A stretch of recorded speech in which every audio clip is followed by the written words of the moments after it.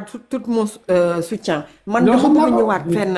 commande dafa am loo xam ne depuis le début bu fekkee ne am na ñoo xam ne comprendre ñu tey ma rappeler ko te je le rappelle à ces leaders là ñun Ousmane ba muy ñëw si ñun daf ñu waxoon carrément ñun on porte un projet on n'a pas besoin d'alliés ñun suñuy ndaw ñoo ñuy financer on va pas chercher un financement d'ailleurs parce que bu ñu demee chercher financement après ñoo ñuy tënk looloo tax ñun ñu ànd ak moom di jël suñu doole jël projet bi jaay ko jël projet bi accompagner ko jël projet bi tey jii ba yóbbu leen fu ñu nekk tey jii fal leen kon Diomaye président dañ ko waroon tas moment bu Diomaye faloo ci jour boobu lañ ko war a tas parce que Pastef mënul jur maanaam kër mënul am beneen kër ci biir. loolu mënta ne te arrêtons de nous voiler la face gis nga Ousmane Sonko c'est le premier ministre il ne détient rien c'est Diomaye Faye qui détient tout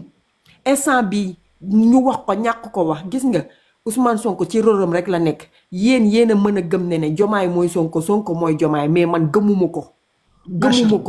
ndaxte bu doon Diomaye mooy Sonko Sonko mooy Diomaye président de la République moo toog mu ne sama chaise bu mu ko lombat na ko xool ndax damaa yàgg ànd ak moom di battre campagne pour tey jii mu toog fa je veux un premier ministre super fort qu'est-ce qu'on attendait de lui mu def projet de loi bi yóbbu ko au niveau de l'Assemblée nationale defu ko da ko yóbbu dialogue moo gënoon xam ne du fa jàll ba mu ci paree est-ce que dañ koo dégg mu yóbbu ko Assemblée nationale defu ko El Malick deful rôle am moom tamit dañ koo fal pour mu dem toog foofu noonu ñu jox leen ñu laaj ñu la majorité pour ñu résoudre certains actes ñoom ñu dem toog foofu noonu waxuñu jëluñu benn possibilité lan moo leen tere ñoom ñu jël par dérogation ne dañuy yóbbu loi boo xam ne dañuy jox premier ministre tous les pouvoirs gis nga li ma gëm sànq li ma wax sànq ci arrestation. mais aussi noo jàngatee ci biir Guy Marius Sagna ma posé bi dafa ne bu ñuy dem élection di fal Diomaye dañ ko woo laaj ko xalaatam Guy Marius Sagna mu ne.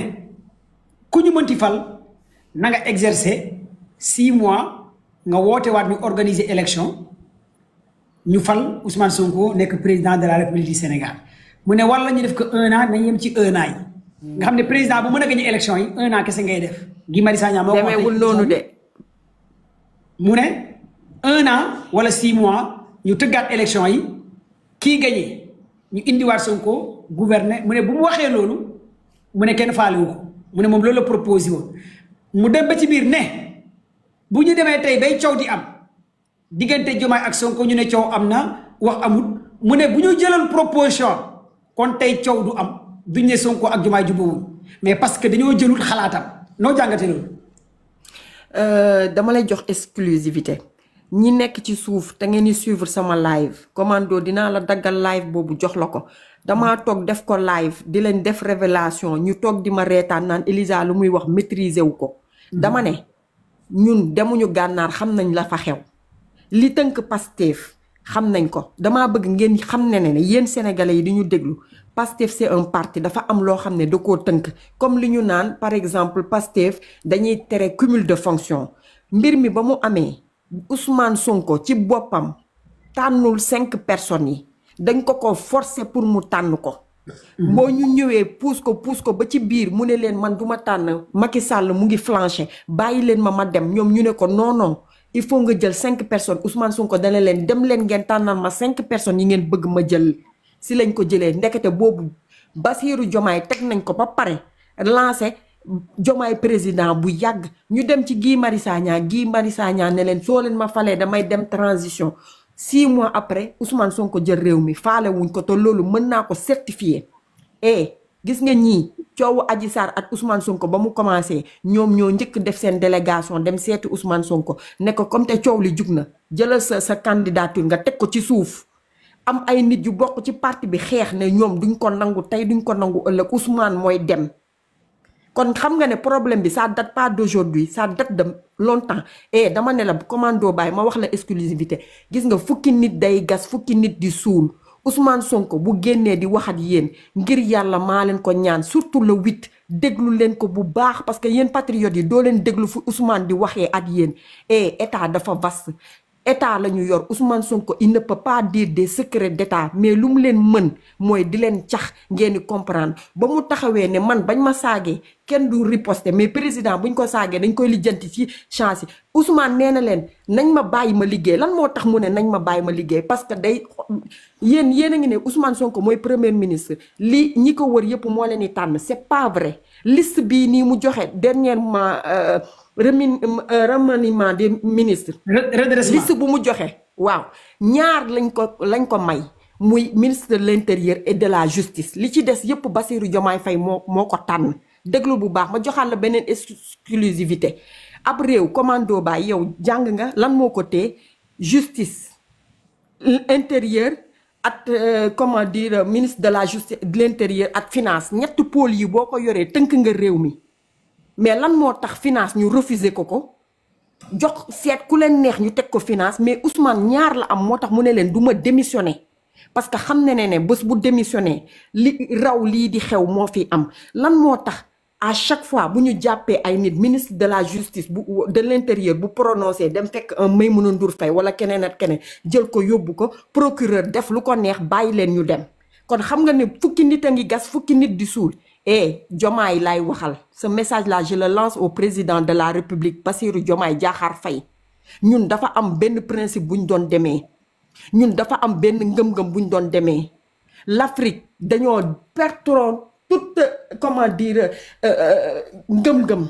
ñun on s'est battu Elisa patriote de première heure kii xam naa patriote dëgg ki xamul nekk waaw kay dama ne la 2018 mu ngi ci programme kii bokk naa ci ñu ma njëkk a xam ñi nga xamante ne abonné kii man maa tax mu njëkk a live Elisa mi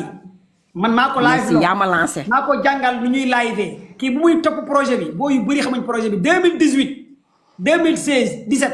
18 19 la dugg ci projet bi daj na ci lu ne xaalisam énergie am nekkul sax Sénégal France la nekk amul lu muy dajul ci projet bi pour gars yi fi nekk ci live bi xam naa ne ñu bëree bëri xamuñ la ñi nga xamante ne les vrais patriotes authentiques ñoo xam kan mooy Elisa quoi diva la def mais ñun ñi nga xamante ni yàgg nañ koo xam bu muy métti ci digg ñàngatag bi kii mooy Elisa pour yéen ñi nga xamante ne da ngeen di foog ni patriote biberon morne yi mooy patriote 2025 yii nga xamante ni député yi ñoo leen jënd ay DG yi ay ministres yi ñu ngàbb seen téléphone di xuutali ci ay bureau DG député ay patriote biberon lañ mais ci digg ñàngatag bi bi Elisa di wax 2019 commando bàyyi ma Commando dama ko bëgg féliciter dama ubbi sama micro rek juste pour féliciter ko parce que très pertinente machallah vraiment ça fait vraiment plaisir parce que sa analyse yi c'est pertinent yow tu as bien compris tu as une très bonne lecture te am nga information yu baax yi vraiment continue comme ça man maa ngi lay encourager attention Minaj boy bii nii elle est avec le projet depuis 2018 boo gisee may wax lii di leeral parce que dafa am ay patriotes yoo xamante ne 2019 fii mooy les Fatou Sonko Khady Sonko Modou Sonko Pape Sonko Mir Sonko Mina Sonko nang lépp ñu dàqalanteeg Sonko Billy Sonko Bali Sonko ñu nekkuñ ci détail yooyu kii c'est patriote à 100 dama ko xam 2017 2018 bi Macky Sall di ñu toroxal 19 20 21 da doon live am da doon am plus de 6000 personnes 800 personnes 2000 personnes xale bu jigéen bii bu doon live sama live des fois la doon ñëw ma koy indi di ko invite bu demee taal live am plus de 1000 personnes 2000 personnes mu yëngal Sénégal xale bu jigéen bii barke Cheikh Tidiane boobu boo yu bëri dañooy daw waaf kenn ñemewul live te boobu da doon ñemee samp di live c'est très important aussi ñuy rappeler pour ngeen xam les vrais patriotes maanaam patriote dafa bàyyi woon live ne du ñëwaat bokk nañ ci ñu ko dem jëliwaat ne ko ñëwaatal ci TikTok bi dafa meroon ba bàyyi ba gedd carrément parce que nii président Diomaye di dawalee moo leen neexutoon pour ngeen xam ko d'abord temps yi nag Elisa dafa ñëwaat waaw pour gars yi ko xam c'est le retour de Elisa. mais comme j'ai l'habitude de le dire nous on est des combattants. On se positionne sous forme de sentinelle. À chaque fois que le projet aura besoin de nous, on sera là pour défendre dans le projet. Mais surtout, lépp lu ñuy wax dañ koy teg ci dëgg ndax suñu leader si loolu la ñu woowee man Ousmane yaruma ci fen xamaluma ko fen képp koo xam ne taf naa ko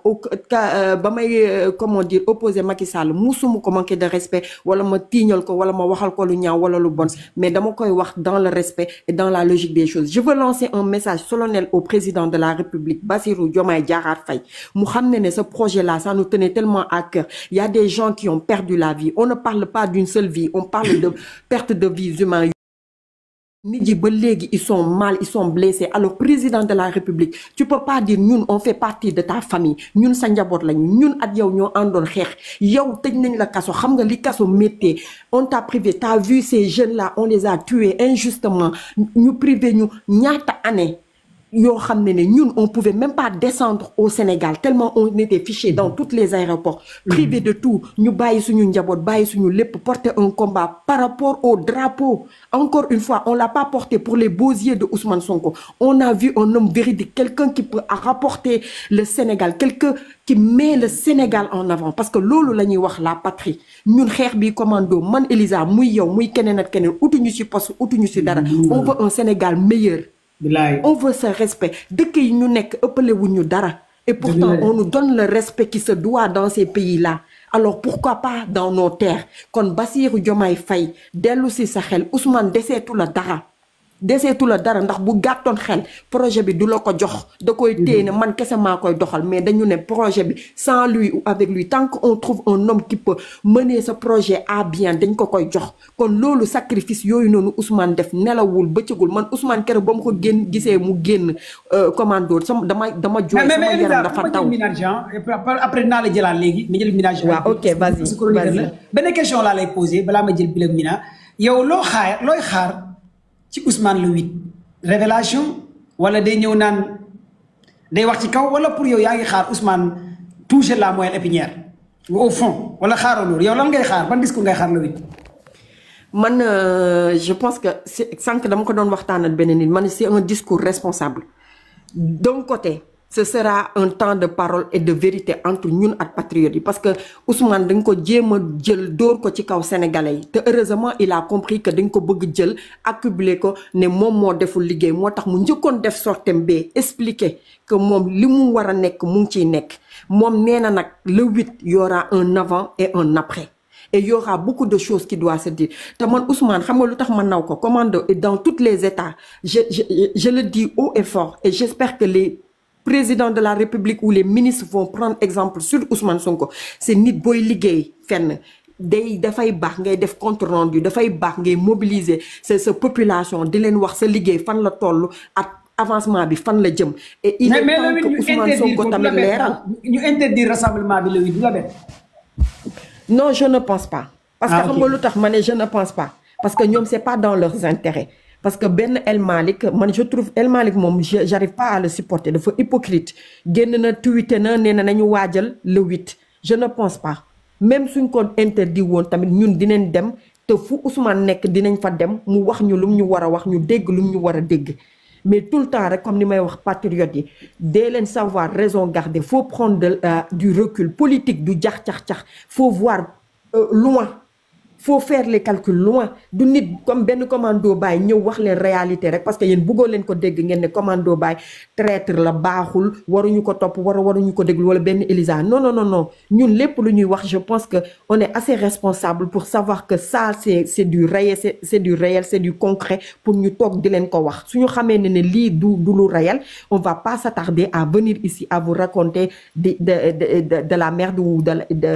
des choses qui Elisa kontaan naa ci da nga dégg français nag yow boy parisien nga léegi Minaj ñëwal Minaj tijji sa micro. waaw pardon commando maa ngi lay nuyu. Minaj est-ce que déglu nga sorti Guy Marius Sagna bi. waaw dama bàyyi ma nuyu ñi nekk ci panel bi nuyu ñi nekk ci suuf commando. mais dama tàng de. non maa ngi nuyu sa invité yëpp. nuyu ñi nekk ci suuf ndeysaan ñiy tapoter di may ay cœur ak ñoom ñëpp maa ngi leen di nuyu. waaw. nuyu nga pare tey maa ngi posé question. tey maa leen di posé question parce que yéen ay borom xam-xam ngeen Bill maay Fall Eli Diva parce que macha allah am na lu leen yàlla may des fois j'ai l'habitude au lieu que man ma wax ma bàyyi yéen aussi ngeen wax seen waxu dof ma wax sama waxu dof ñun ñëpp ñu wax suñu waxu dof te seen waxu dof nag mooy wax ji mooy waxu dofu Sonko parce que mooy wax bu dëgg seen waxu dof après nag yéen dof yi yéenay ñëwaat lu Sonko wax li ngeen wax loolu lay Sonko di wax parce que yeneen patriote yeneen waxu leen dëgg ñooy ñëwaat seen ginnaaw naan leen ndeysaan pourtant waxoon ngeen ko de